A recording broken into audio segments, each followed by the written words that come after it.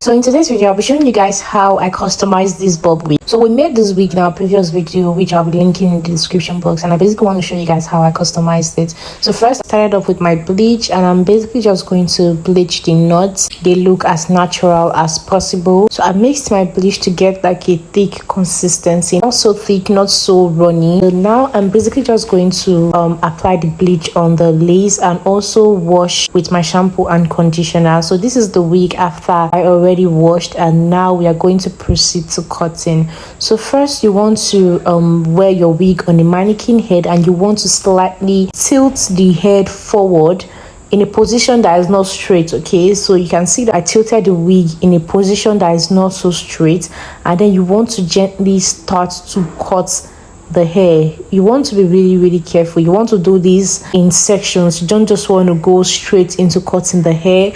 And after cutting, you want to also like go back and forth, checking to see if it's straight till you get your final result. So while you're cutting, you want to start cutting from the shortest length and not from the longest or the mid length. What I mean by the shortest length is, let's say you used a 14 inches hair and then a 14 inches frontal or a 14 inches closure. Best believe is that the 14 inches closure won't be on the same length as the 14 inches bundle after wigging. So you want to start cutting with the length of the closure or the frontal, so everything is going to be on the same length because it's a bob wig. So if you cut with the length of the bundle, so your closure might not get to the length of the bundle. I don't know if you guys understand what I'm trying to explain, but in a situation whereby you use a closure that is longer than the bundle, so there's a possibility that it will be on the same length and you can just cut anyhow you want to cut it. So if you want all of them to be on the same length, you can use like a 14 inches hair and then a 16 inches closure,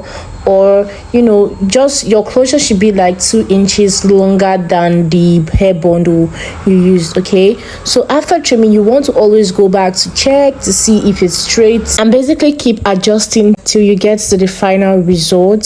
So that's basically what I'm just doing here. So guys, if you want to cut your band for your closure wig, make your closure wig a glueless one. Instead of taking the measurement from your ear to ear, we are going to be taking the measurement from somewhere around this point to this point, because this is like where we're going to be having our closure. You don't want to overstretch it, just basically stretch it till you feel that form of tightness, but not too tight. So guys, we are going to place the band on this side of the closure, just like this. So I'm going to sew down this one first, then we'll do the same thing for the other side.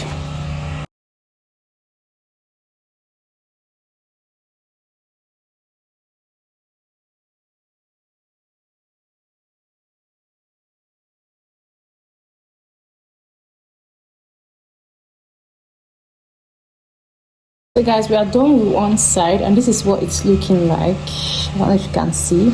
So we're just basically going to take this like this.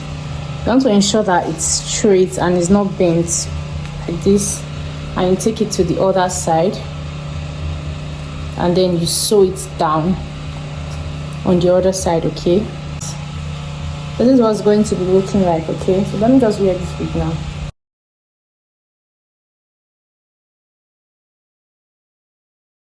Oh, it's so tight.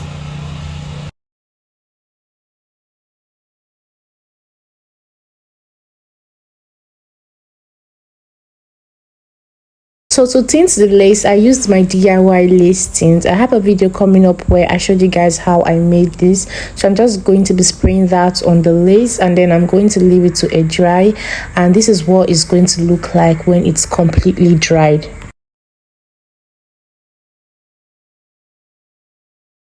So I'm going to try straighten and bob the wig. So guys, please pardon me if I'm doing anything out of the norm, because I'm not like a professional. I'm still learning how to do these things as well. So first, I just basically brushed all the hair, and I've already worn this wig for a couple of times before I finally decided to do this part of the video. So I'm basically just sectioning the wig so I can work in sections, because that's just the only way you can get a really nice bob. Because if you try to straighten everything once, it's just not going to look nice, or it's not going to come out properly. So I'm just sectioning the wig and then combing through each section, and finally using my heat straightener or flattening iron to bob the hair. So that's just basically all I did throughout this process. So just watch and see what I'm doing. And also, you need a heat protector or a heat protectant. I didn't get that, I didn't buy it, and I just wanted to create this content as quickly as possible. So you need something to protect your hair from the heat before doing this whole straightening and bobbing process.